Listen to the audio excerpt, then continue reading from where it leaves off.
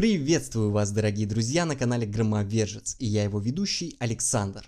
Данное видео я хотел бы начать с, так сказать, работы над ошибками. В предыдущем своем видео я заявил следующее. За 23,5 дня такой комплект может окупаться при 9-часовой игре. А может и быстрее, можно и больше играть. Да уж, ошибся я нехило, посчитав, что цена на токен в данный момент составляет $0,04.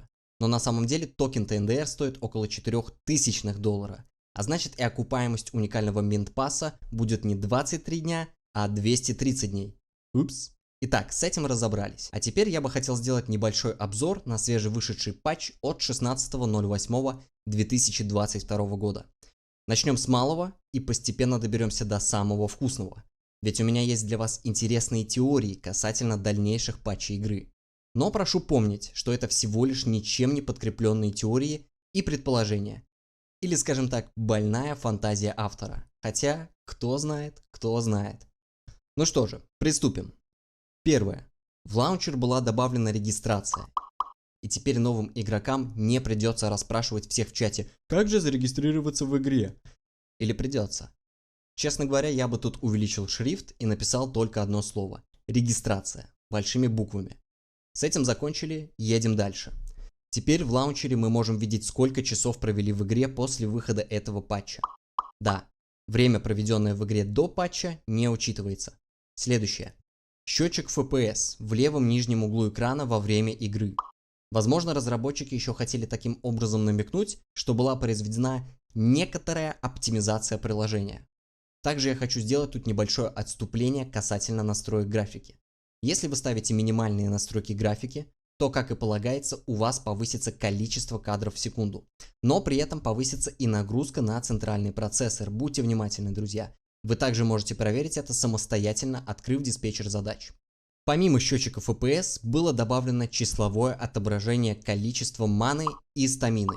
Теперь мы можем видеть их максимальное и остаточные значения.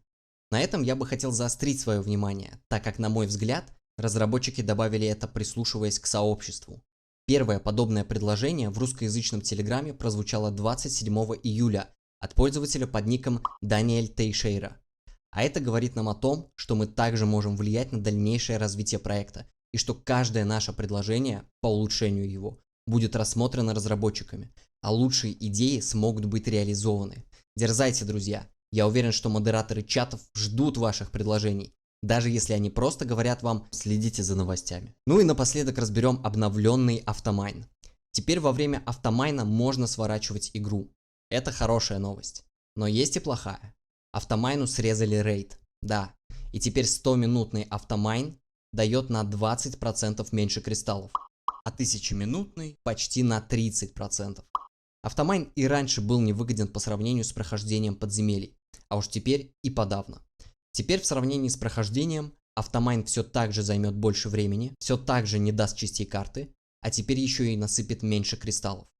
Друзья, не знаю, какова была причина для данного действия со стороны разработчиков, но смею предположить, что проект увидел статистику автомайна против прохождений.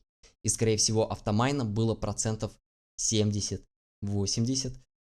И разработчики решили таким вот обновлением привлечь нас к прохождению игры. Хотя автомайна может стать гораздо больше, потому как вашему устройству для этого даже не нужно быть включенным. А теперь давайте поразмышляем. Разработчики хотят, чтобы мы старались играть без автомайна. Зачем? Возможно, чтобы мы добывали части карт. Есть предположение, что это так называемый токен управления Power. А также модераторы сообщали, что это будет внутриигровая валюта. Смекаете? В данный момент кликер – одиночная игра, и там у нас есть золото. Зачем одиночной игре две внутриигровые валюты? Я считаю, что у нас есть все шансы увидеть в скором времени многопользовательский кликер. А значит, в игре появится соревновательный момент. Какие-либо ежедневные задания, еженедельные, ежемесячные, ивенты, топы, а также рынки, таверны, лавки, кузницы. А если будут рынки и внутриигровая валюта, значит могут появиться и новые предметы, которые будут продаваться на этом рынке. Такие как руны, зелья, свитки, материалы для крафтов и тому подобное. А где мы все это будем добывать? Верно, в данже, проходя волны врагов и открывая, скажем, сундуки, которые будут охраняться драконами, И чем дальше мы зайдем, тем качественнее предметы мы получим. Возможно, появится и какого-то рода PvP-арена. Поэтому хватайте лучшую броню, лучшие мечи и готовьтесь к серьезной битве, друзья. Ведь скоро может стать жарче, чем в самой драконьей пасти.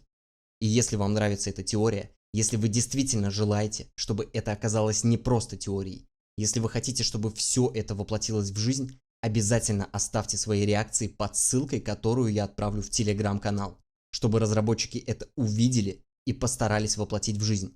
А с вами был Громовержец, подписывайтесь на канал, ставьте лайки, пишите свои комментарии и до скорых встреч. Пау!